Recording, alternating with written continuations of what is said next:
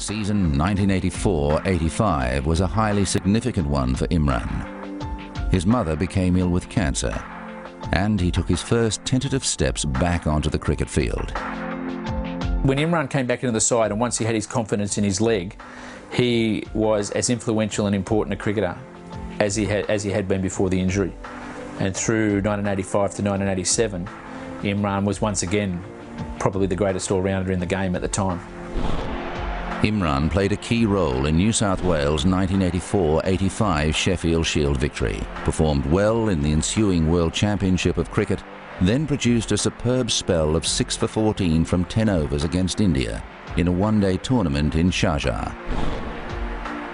In 1986-87, Imran, restored to the captaincy, led Pakistan to its first ever Test series win against India in India. He made 135 not out in the first Test, but he decided that 1987 would be his last year in international cricket. The India-Pakistan rivalry has been often compared to the Ashes, but the cricket hasn't been like the Ashes because the cost of defeat has always been greater than the rewards of victory. You know, if you lost a series, you almost always got sacked as captain, and the players' careers finished if you did badly in an India-Pakistan series. In 1987 at the Oval, Imran led Pakistan to an unassailable lead in the Test series against England. In the last match, he ensured the series victory, the first for Pakistan and England, with an imperious 118. 100 in what he says will be his last Test match. A great performance from Imran Khan, beautiful innings. Following his personal triumph against England, Imran led Pakistan in the 1987 World Cup. But the unfancied Australians upset the Pakistanis in a semi-final and went on to win the series. Imran's career was over, or so he thought. Javed Miandad led Pakistan to a home series win over England in 1987-88. But it seemed the whole country wanted Imran Khan to return. Javed resigned the captaincy, and Imran made his comeback for an outstanding 3-Test series against the West Indies. Imran was persuaded, as he says, against his better judgment, to come back and play in that series. And the series turned out to be one of the finest series of the 1980s, which Pakistan, for a fair part of it, looked as though they would prevail, but in the end, the series ended with a 1-1 draw. We were the only team at the time who always came close to the West Indies to beating them but never could, and I think we really played amazing cricket there. The first Test we won, the second Test match we draw, and the third Test match we lost. So it was a very close series, and West Indies in 86-88 was one of the best sides in the world. It was very difficult for any team to even come closer to West Indies, and the Pakistan team did under Imran. I think Imran Khan gave a calmness and a direction to a cricket team. And they were one team that actually matched the West Indies home and away for Test matches when he was in charge of Pakistan. Imran ended his Test career with a win over Sri Lanka, and then led Pakistan to victory in the 1992 World Cup. He's beaten the mid-off-fielder for 4 more. Good shot. That's his 50. 88 balls for his 50. Throughout 92, you could see the force of Imran's personality really carrying Pakistan. They had a lot of good players, but they lost 3 out of their 5 matches, and you know, one more loss, they were out of the tournament. And I guess something snapped and something happened, and then the team turned around, and Imran started batting at number 3, scored runs there, and somehow he, got the best out of all his teammates. Imran Khan in particular was a very mentally strong man again, and a great leader. When Imran Khan took 10 others with him out onto the field, the 10 others that went out there with him, believed in the team that he was leading, and believed that Pakistan could achieve anything. That is the greatest thing about Imran Khan. Imran Khan has led his side to victory. What a great victory. In retirement, Imran set himself the monumental task of raising the money to build a cancer hospital in Lahore in memory of his mother. As he fought to raise funds for the hospital, Imran became a focus, a champion for Pakistan's underprivileged. By 1997, he was campaigning for political office. Every cricketer wants him to succeed.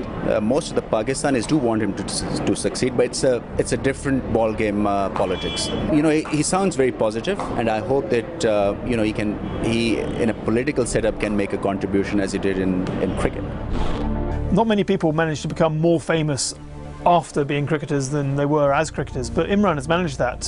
He has become a strident politician in Pakistan. He was one of the most fervent opposers of the Musharraf regime, and his movement for democratic change has never quite taken off politically, but he has put him in the spotlight. Basically, he's possibly the global spokesman for Pakistan politics these days.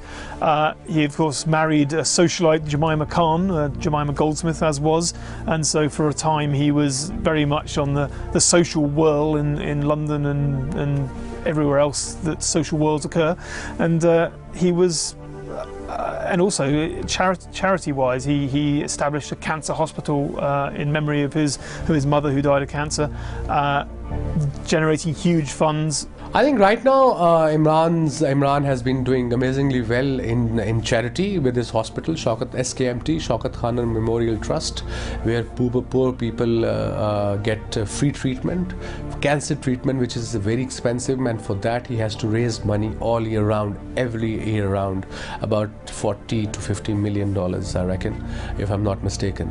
And as far as in politics, I think people are taking him seriously now. He speaks from the heart, and one quality I know Imran, and I can vouch for him, that he's a very honest person, and I think honesty is a big requirement in our politics back home.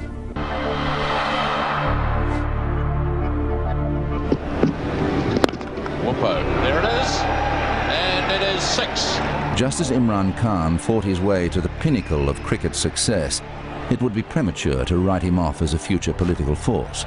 For the present, though, he leaves behind the record of an astonishing all-round cricketer and a leader of rare quality. Imran was definitely happier being a leader. I mean, he knew his own mind and spoke it very articulately. And I mean, it's not impossible to imagine him becoming Prime Minister of Pakistan, which he seems to aspire to. So you know, he was a genuine leader. I think he had a tremendous effect on Pakistan cricket, because he influenced so many of the younger bowlers coming through. I think they all looked up to him. They all respected him. It's actually a pity in a way that he's not more involved there, or hasn't been more involved from a cricketing point of view throughout time since he's retired. Clearly he's had other ambitions and he's got into a totally different field of life and walk of life. He was, I thought, quite outstanding for Pakistan cricket, and not all that's happened since he's gone has been of the same quality. Imran Khan played in 88 test matches. He made 3,807 runs at an average of 37.69. He made 6 centuries. He took 362 test match wickets at an average of 22.81. In 175 one-day internationals, he made 3,709 runs at 33.41 and took 182 wickets. You are rated Imran one of the finest all-round cricketers that I've ever seen, and he was a great captain, tremendous captain. And I mean, the players respected him. He held them together. He held the Pakistan team together. He's been a colossal figure off the pitch as well, which is, given how colossal he was on the pitch, is a remarkable achievement. I got to play Imran in my first series, and he was a great inspiration, just by looking at him, the way he conducted himself, and so disciplined he was. It's a sign of a great sportsman. Imran found the right guys, gave them freedom, and told them that, you know, you just go and play, and I am there to look after everything else. And people looked up to him. You know, I was speaking to Ramesh Raja a couple of months earlier, and he said he was describing Imran Khan as a leader, and he said that, you know, when he was in the dressing room, we were in awe of him. People called him a bit of a dictator, but it was kind of leadership that Pakistan needed at that point. And yeah, without him, Pakistan couldn't have won the World Cup, Pakistan wouldn't have been the team that they were for those 3 or 4 years. His bowling statistics place him amongst the finest of all time, and he could have secured a place in most Test teams as a specialist batsman. But it is his exceptional leadership qualities that elevates him beyond even the greatest of his peers. Imran Khan's all-round ability, force of character and integrity have earned him a place of honour amongst ESPN's legends of cricket.